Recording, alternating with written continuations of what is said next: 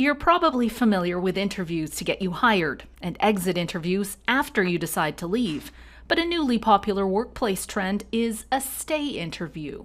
What essentially you're determining is why an employee wants to stay with a particular employer and maybe even why they'd want to leave. A stay interview helps employers figure out how to make an employee who may be on the fence stay. In a competitive labor market with nearly 1 million unfilled positions across Canada, employment experts say the trend is a game changer. The interview covers a range of topics that make a big difference in an employee's life, like the flexibility to leave early to pick kids up from school or take a pet for a walk.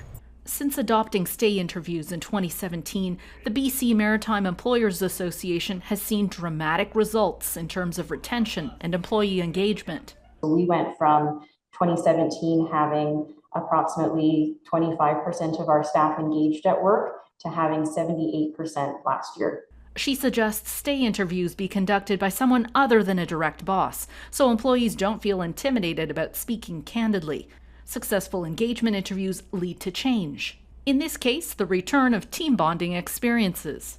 Pre-pandemic, they had been able to get together and go out for dinners or go out and do genuine activities together so that they could bond as human beings rather than just employees talking about work. The president of the Manitoba Chambers of Commerce says employers must adapt to avoid high turnover rates. It doesn't matter what part of the province, it doesn't matter what industry I go to, every employer I talk to is probably 10 to 15% short of the employees that they need.